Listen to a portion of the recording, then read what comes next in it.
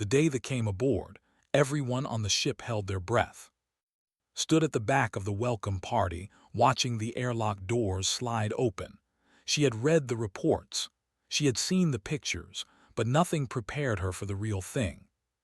They were massive, 7 feet tall, covered in dark fur that seemed to swallow light. Their eyes were amber, bright like fire, and their claws clicked against the metal floor with each step.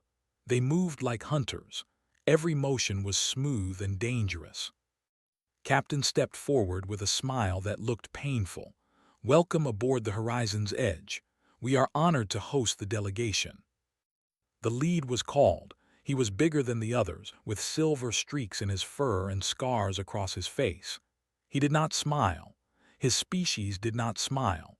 He simply nodded once and spoke in a voice like rolling thunder. "We are here for diplomacy, nothing more." Behind, 3 smaller figures appeared. Cubs, children. They were half the size of the adults, with softer fur and wider eyes. They looked around the ship with curiosity and fear. Felt her heart soften immediately. The crew kept their distance in the following days. There were predators. Everyone knew the stories. They had never lost a war. They hunted in packs. They could smell fear. The humans walked carefully around them, never making sudden movements, never meeting their eyes. But was different. As the ships, she was assigned to study biology. The cubs were her main subjects. She was supposed to observe them from a distance, take notes, write reports. Safe, clinical work. On the 3rd day, she broke that rule. The youngest cub was called. He was small and curious, always wandering away from the adults to explore the ship. That morning, found him in the cargo bay, crying softly. He had cut his paw on a sharp piece of metal. 2 adult guards stood nearby, snarling at anyone who came close. Their message was clear: stay away. Ignored them. She walked straight toward, her footsteps calm and steady. The guards growled louder. One of them stepped forward, claws extended. "Human," he warned, "do not touch the cub." Met his eyes. She was not brave by nature. Her hands were shaking. But she had spent her whole life studying alien species, and she knew one thing for certain. Children were children, no matter what planet they came from. "He is hurt," she said simply. "I can help." She knelt down beside. The little cub flinched at first, his amber eyes wide with surprise. No alien had ever come this close before. No alien had ever looked at him without fear. Pulled a small medical kit from her pocket. She cleaned the wound gently, wrapped it in soft bandages, and the whole time she hummed a quiet song. It was a lullaby her mother used to sing. The melody was soft and warm. "Stop crying." He stared at her with wonder. "There," said, finishing the bandage, "all better." Looked at his paw, then back at her. For a long moment he did not move. Then very slowly he pressed his forehead against her hand. In culture, this was a sign of trust, a sign of pack. The guards watched in silence. They did not know what to say. Word spread quickly through the delegation. The human female had touched a cub. She had helped him. She had not been afraid. Ambassador summoned to his quarters that evening. She expected anger. She expected to be told to stay away from his children. Instead, simply studied her with those bright amber eyes. "Why did you help him?" he asked. Considered the question carefully. Because he was hurt, because he was scared, because someone needed to. "We are predators," said. "Your species fears us. This is natural, this is correct." "Maybe," agreed, "but is not a predator, not yet. He is a child, and children deserve kindness, not fear." Was silent for a long time. Finally, he nodded once. "You may continue your observations. The cubs seem to tolerate you." It was not permission. It was not approval, but it was enough. Over the following weeks became a constant presence in the cubs' lives. Was the eldest, 4 cycles old, which was equal to 8 human years. She was serious and watchful, always standing between her siblings and any perceived threat. Was the middle child, quiet and thoughtful with eyes that seemed to see everything. And was the youngest, full of energy and mischief. They were supposed to be dangerous. They were supposed to be future warriors. But they were just kids. She taught them human games. She showed them how to play catch with a soft ball. She introduced them to puzzles and coloring books and silly songs. At first, the cubs were confused. Children were trained for combat, not play. But slowly, carefully, they began to enjoy themselves. Learned their language too. Speech was full of growls and clicks and sounds that human throats were not designed to make. But she practiced every night until she could say simple phrases. Hello, goodbye, are you hungry? I am here. The cubs were amazed. No alien had ever bothered to learn their tongue before. One night had a nightmare. He woke up screaming, claws out, thrashing in his sleep. The adult did not know how to comfort him. Comfort was not their way. So ran through the ship, crying until he found quarters.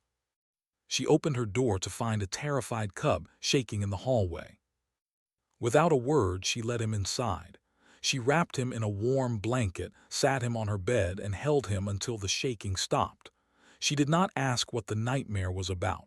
She did not need to know. She simply stayed. By morning, and had joined them. The 3 cubs slept in a pile around, their soft fur warm against her skin, their breathing slow and peaceful. From that night forward, the cubs slept in her quarters whenever they were scared. The adults did not understand. Humans were prey. Humans were weak. Why would the cubs seek comfort from such a fragile creature? But the cubs knew something the adults did not. Was not weak. She was strong in a different way. Her strength was not in her claws or her fangs. It was in her heart. One evening, approached with a serious expression. The eldest cub had been watching her for weeks, studying her, trying to understand. "Why are you not afraid of us?" asked. Smiled, she reached out and gently touched his cheek. The cub did not flinch. She had grown used to his touch. "Should I be afraid?" asked back. "Yes," said honestly. "We are dangerous. We are hunters. Our claws can kill."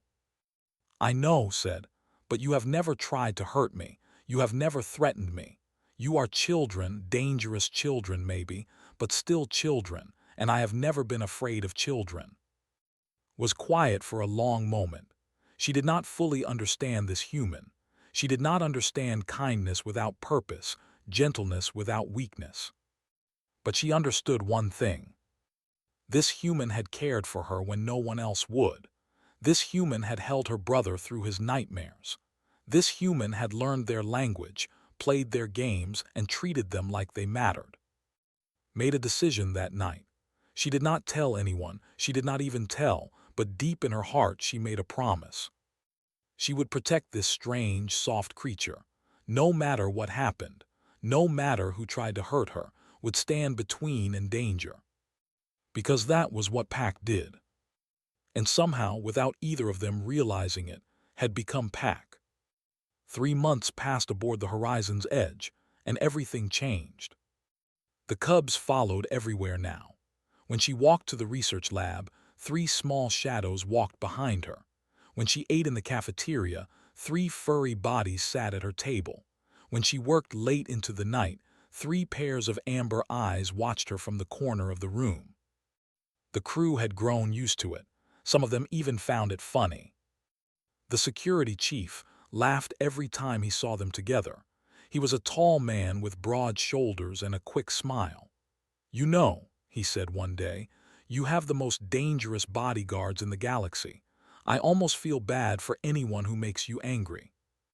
Smiled and shook her head. "They are not bodyguards, they are just kids." But noticed how growled when anyone spoke harshly too. He noticed how positioned himself between and strangers. He noticed how even little bared his teeth at anyone who got too close. They were kids, yes, but they were also predators, and predators protected their pack. Had discovered something troubling during her research. The ship's food synthesizers could not create proper nutrition for biology.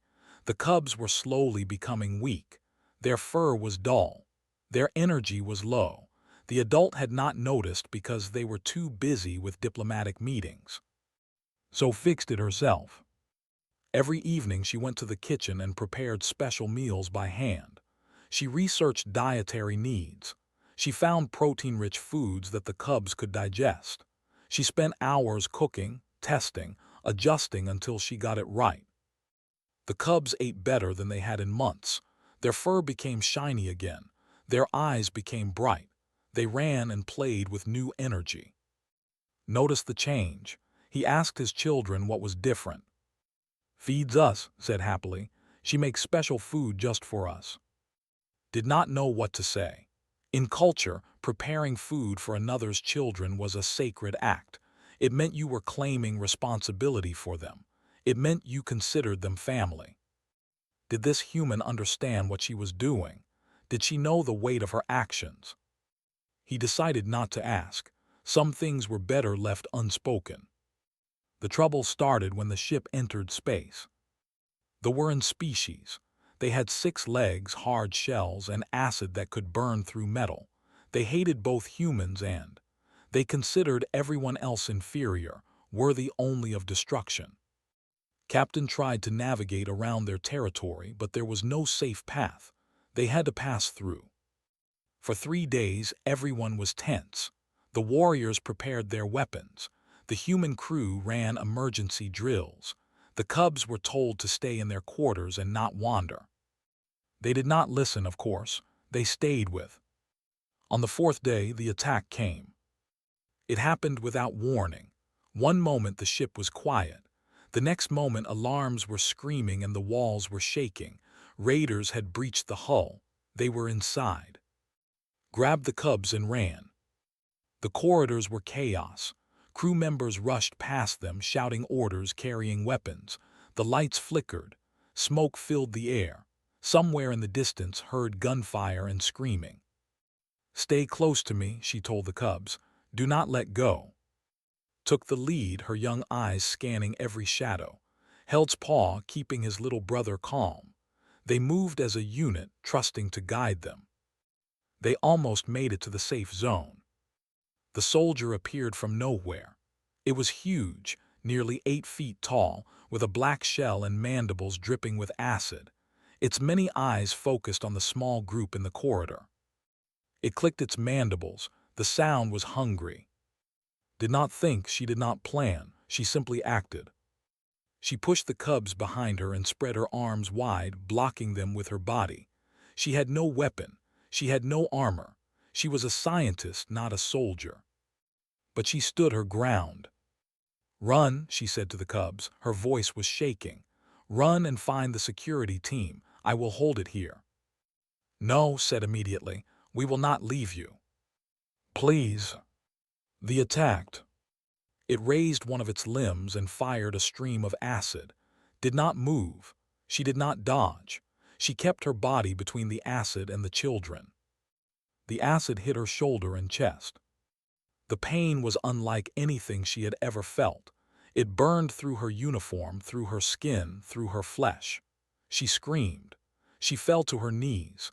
But even then, even as her vision went white with agony, she kept her arms spread wide. She would not let them touch the cubs. Something inside broke. She had never felt rage like this before. It was hot and cold at the same time. It filled her entire body. It erased every thought except one. "Kill!" Screamed. It was not a human sound. It was not even a normal sound. It was the battle cry of a predator whose pack had been hurt. It echoed through the corridor like thunder. Her claws extended, her eyes went dark, and she attacked. She was only 4 cycles old. She was still a child. But she was a child born from 1,000 generations of apex predators. The instincts were in her blood. She hit like a missile. Her claws tore through its shell. Her teeth found the soft flesh beneath. The soldier tried to fight back but was too fast, too furious. Joined her a second later. Then, 3 small predators against a full-grown warrior. The never stood a chance. When more soldiers came, the cubs did not retreat. They stood over his fallen body, drenched in green blood, snarling at anything that moved. Their fur was matted with gore. Their eyes were wild. They were not children anymore. They were protectors, and his security team arrived 5 minutes later. They had fought through a dozen to reach this corridor. They expected to find bodies. Instead, they found 3 small standing guard over an unconscious human woman. 8 soldiers lay dead around them, torn apart with brutal efficiency. Stopped in his tracks, he had been a soldier for 20 years. He had seen many battles, but he had never seen anything like this. Looked up at him, her face was covered in blood, her claws were still extended, but her voice was calm. "She is hurt," said in broken human standard. The words were difficult for her throat to form, but she forced them out anyway. "Save her." Nodded slowly.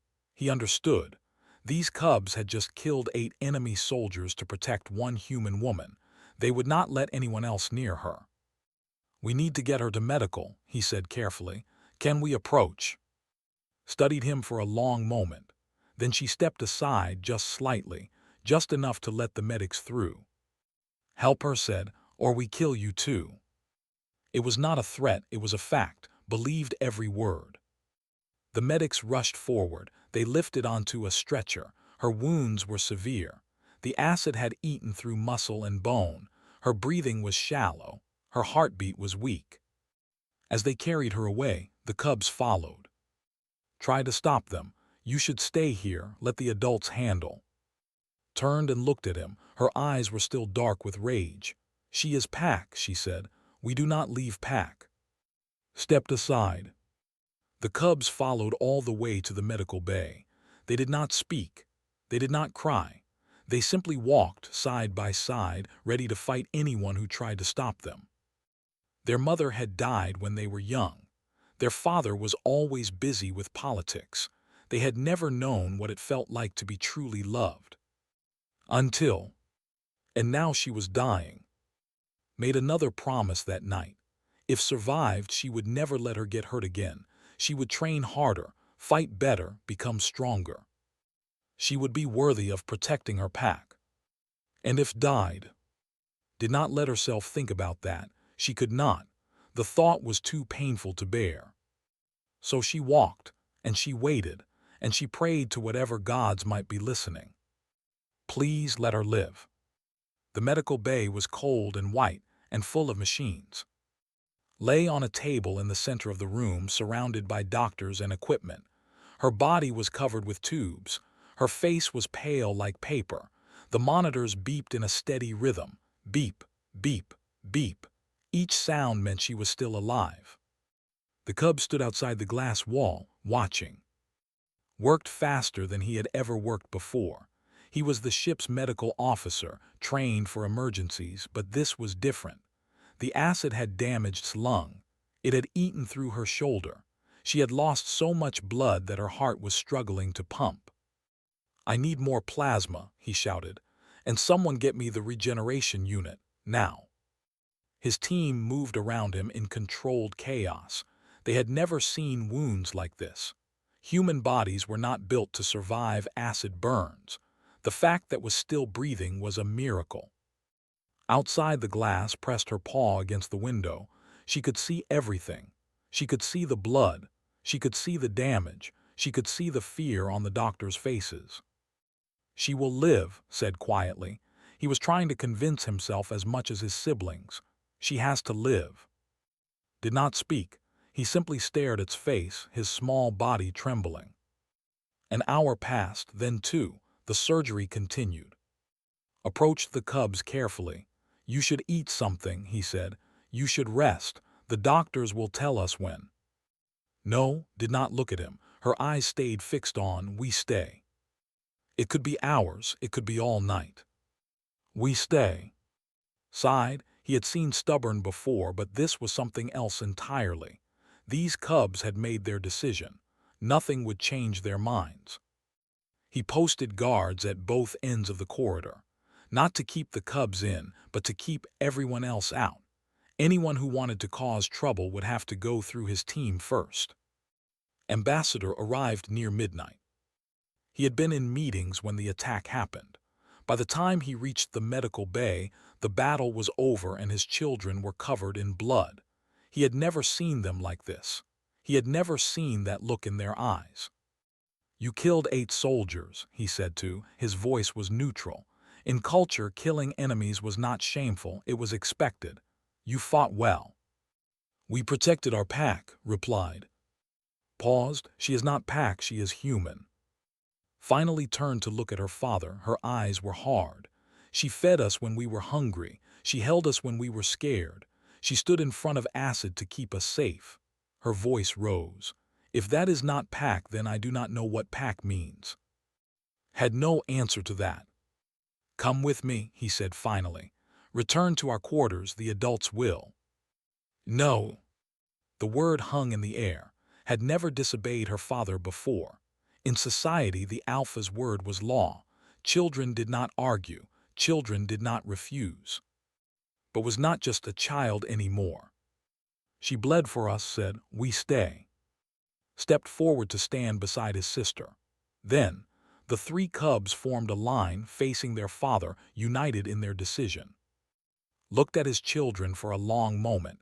He saw their mother in them. She had been stubborn too. She had been fierce. Without another word, he turned and walked away. Word spread through the ship quickly. The human scientist had been wounded saving the cubs. The cubs had killed 8 enemy soldiers in revenge, and now they refused to leave her side. The crew did not know what to think. Humans and were not supposed to care about each other. They were too different. Their cultures were too far apart. There were hunters, predators, warriors. The humans were prey, weak, soft. But those cubs loved that human woman. Everyone could see it. Around 2 in the morning, crew members began leaving gifts outside the medical bay. Food for the cubs, flowers for, cards with messages of hope. The pile grew larger with each passing hour.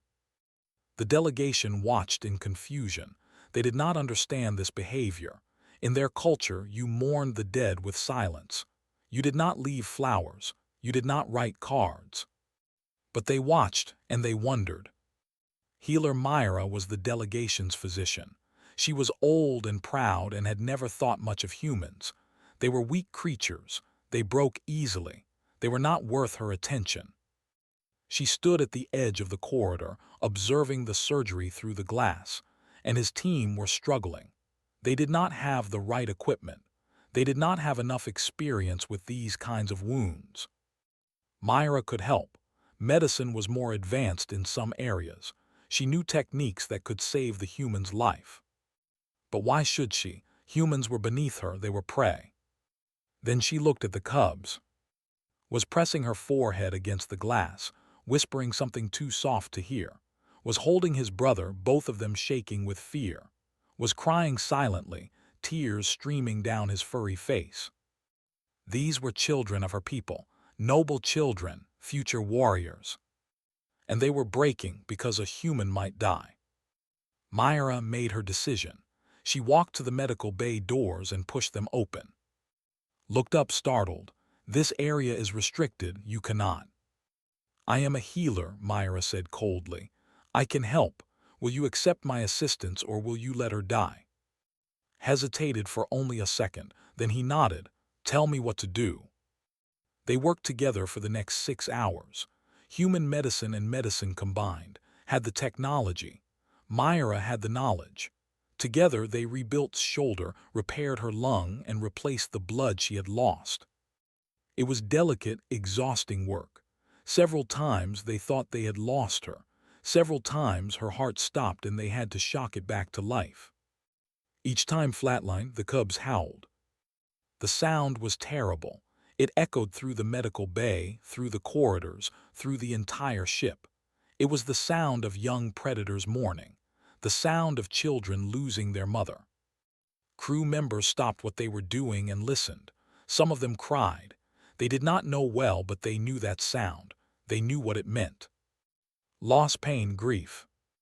At 9 in the morning, after 9 hours of surgery, finally stepped back from the table. His hands were shaking. His face was covered in sweat. "She is stable," he announced. "The damage has been repaired, now we wait." Myra nodded silently. She was exhausted too. She had not worked this hard in years. Outside the glass, the cubs collapsed against each other. The tension drained from their bodies all at once. They were tired beyond words. They had not eaten. They had not slept. They had stood watch for over 9 hours. But was alive. Pressed her forehead against the glass one more time. "Stay," she whispered. Her voice was hoarse. "We need you, please stay." Did not respond. She was still unconscious, would be for many hours, but her heart was beating. Her lungs were breathing. The monitors beeped in a steady rhythm. Beep, beep, beep. The sound of life. Brought blankets for the cubs. He did not try to move them. He simply covered them where they sat and let them rest. As he walked away, he passed standing in the shadows. "Your children love her," said quietly. Did not respond for a long moment. His amber eyes were fixed on the 3 small figures huddled outside the medical bay. "Yes," he said finally, "they do." "Is that a problem?" Considered the question. In truth, he did not know. We're not supposed to love outsiders. They were not supposed to form bonds with prey species. It went against everything his people believed. But watching his children defend that human woman, watching them refuse to leave her side, watching them grieve at the thought of losing her. Maybe everything his people believed was wrong. "No," said quietly, "it is not a problem." He walked away, leaving his children to their vigil. Tomorrow there would be questions. Tomorrow there would be politics and complications and difficult conversations. But tonight, 3 small cubs kept watch over the woman who had loved them when no one else would. And that was enough. Woke up slowly, like rising from deep water. At first there was only darkness. Then there was pain, dull and distant like an echo of something terrible. Then there was warmth, soft and heavy, pressing against her from all sides. She opened her eyes. 3 cubs were curled around her hospital bed. Lay at her right side, one paw resting on his arm. Was at her feet, his head on her ankle. Was somehow squeezed between and the bed rail, his small body tucked against her hip. They were all asleep. Their breathing was slow and peaceful. Smiled. The movement hurt, but she did not care.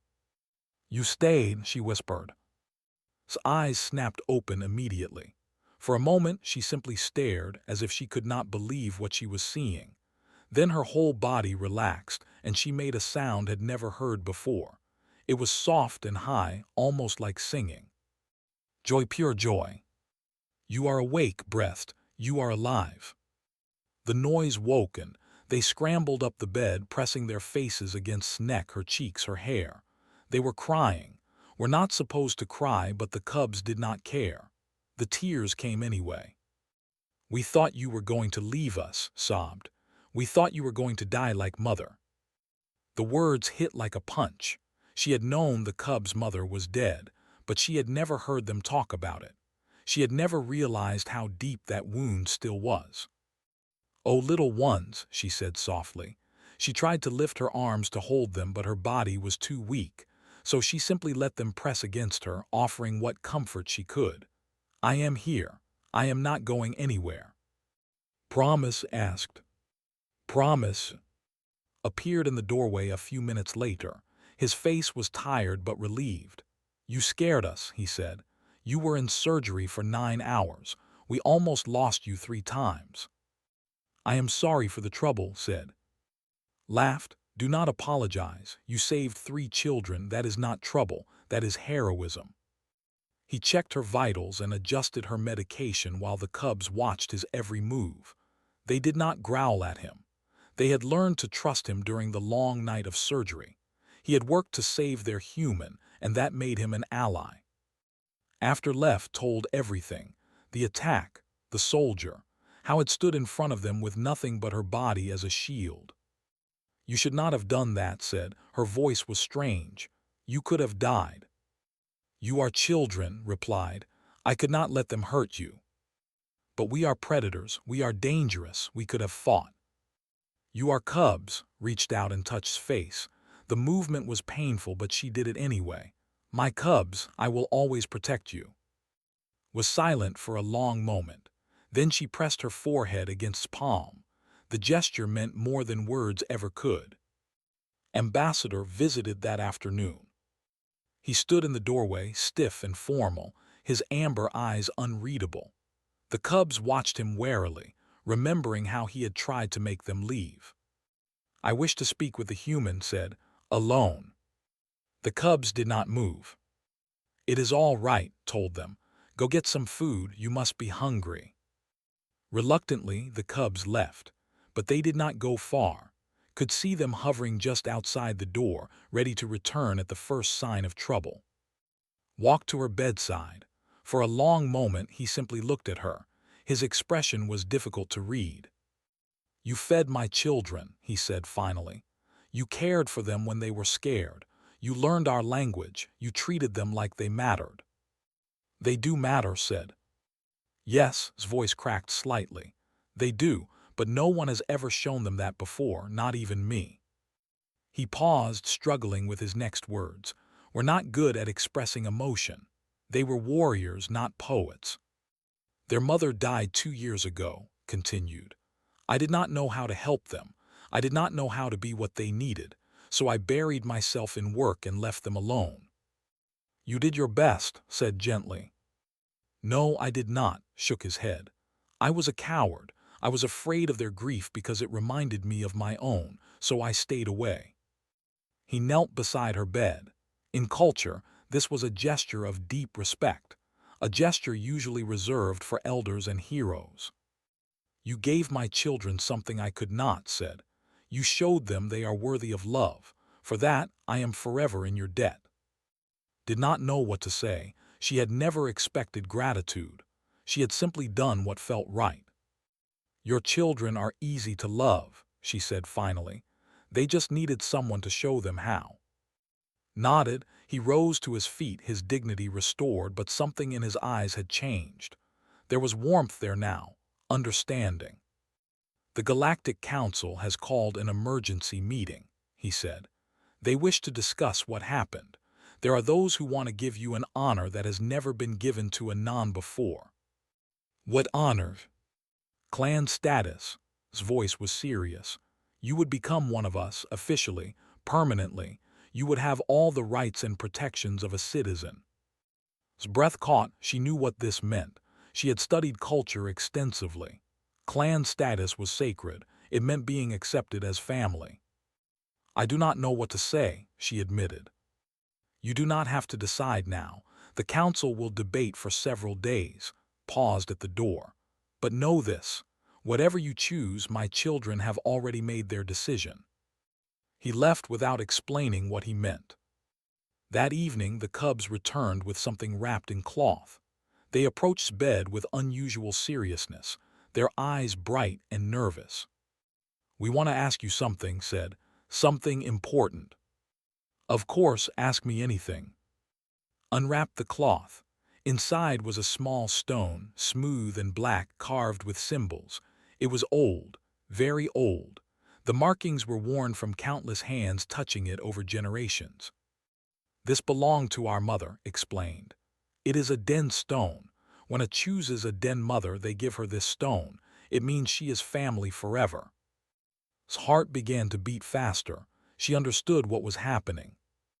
"When we are grown," continued, "we will be warriors. We will have our own packs, but we will always need a den mother.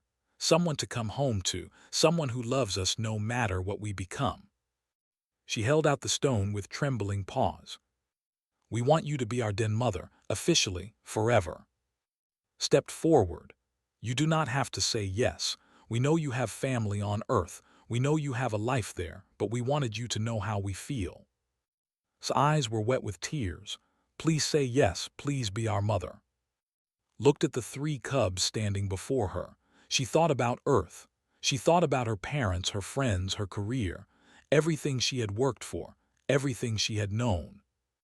Then she thought about these children, these strange, fierce, beautiful children who had chosen her, who had killed for her, who had stayed by her side when she was dying. She thought about what family really meant. "Yes," she said, her voice was thick with emotion. Yes, I will be your den mother." The cubs rushed forward and buried themselves against her, crying and laughing at the same time. The den stone pressed into his palm, warm from their touch. The ritual was performed the next day when was strong enough to sit up. It was ancient and solemn, and each pressed their foreheads against hers and spoke the sacred words. "Your blood is our blood, your enemies are our enemies, your life is ours to protect," spoke the words back to them. Her pronunciation was not perfect, but the cubs did not care. What mattered was the meaning behind the words. When it was done, they were family. Not by blood, not by species, but by choice. And sometimes realized choice was stronger than anything else. She held her children close and let herself cry. She had lost so much in her life, her dreams, her plans, her sense of belonging. But she had gained something more. She had gained a pack.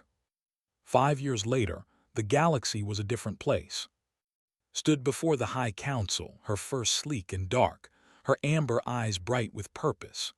She was 9 cycles old now, nearly full-grown, with the body of a warrior and the mind of a leader.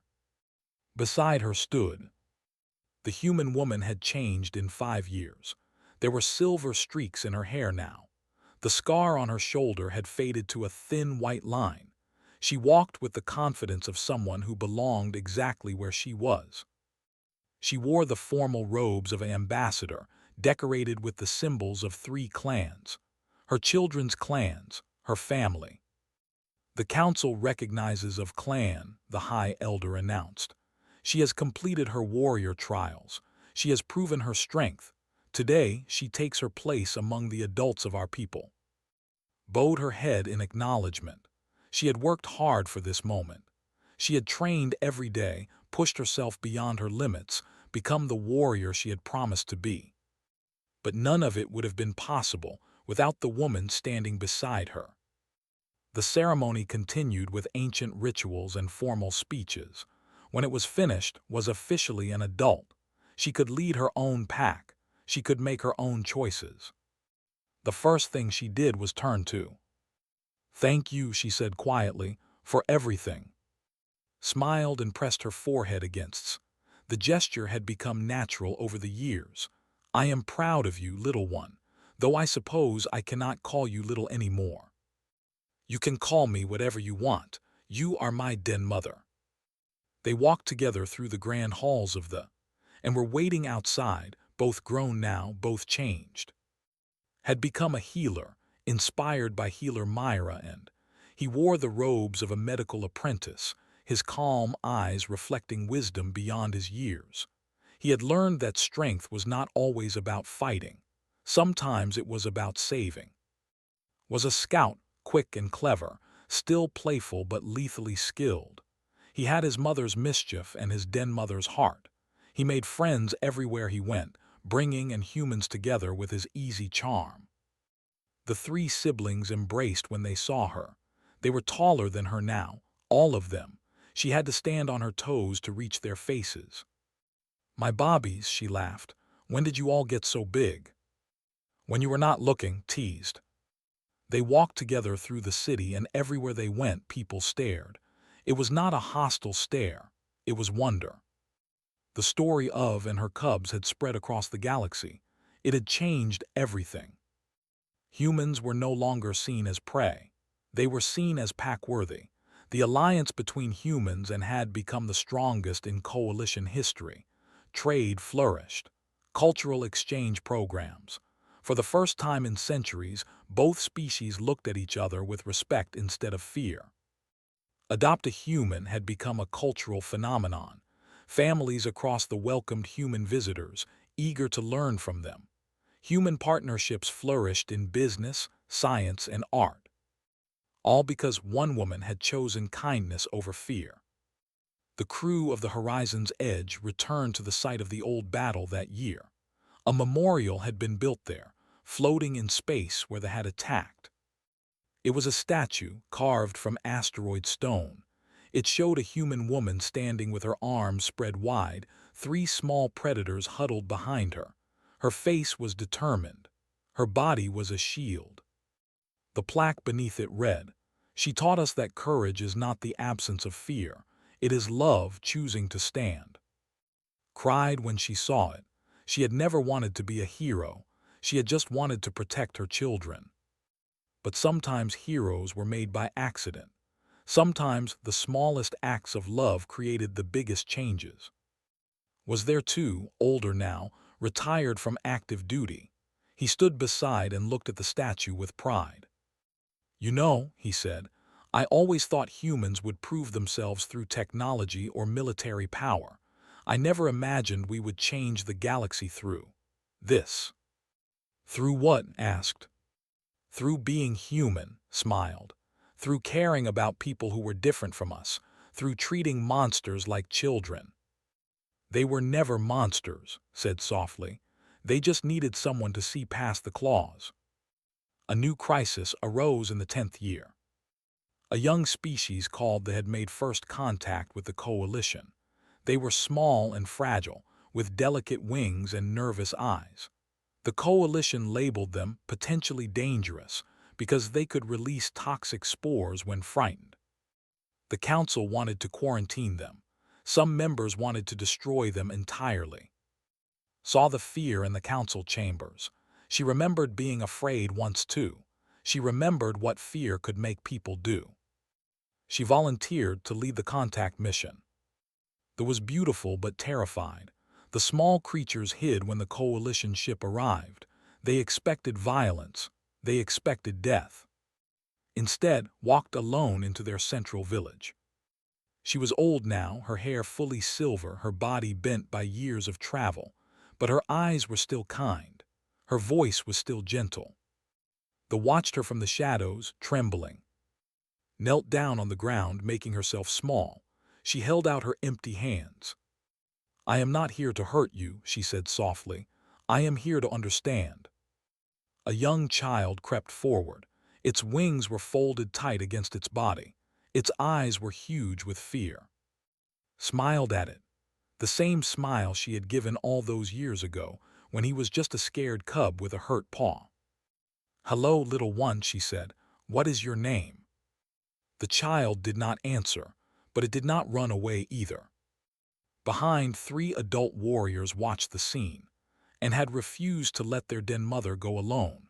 They stood at the edge of the village, their massive bodies still, their amber eyes alert. They were terrifying to look at. The villagers trembled at the sight of them. But the young child noticed something strange. The terrifying predators were not hunting. They were not threatening. They were simply watching the old human woman with expressions that looked almost like love. "Why do they follow her?" the child asked suddenly. Heard the question. She stepped forward slowly, carefully, making sure not to frighten the small creature. "Because she taught us what no one else could," said. Her voice was deep and gentle. "She taught us that strength is not about claws or fangs. It is about choosing to protect, choosing to love, choosing to stay." The child looked at, then back at. She stayed. She stayed. Eyes softened as she looked at her den mother. She stayed for us when she did not have to. She bled for us. She chose us as her family. The warrior knelt down beside the human woman, and suddenly they did not look so different. A protector and the one who taught her how to protect. "We will follow her to the end of the stars," continued. "And we will teach others what she taught us, that the galaxy does not have to be about fear. It can be about family if we are brave enough to choose it."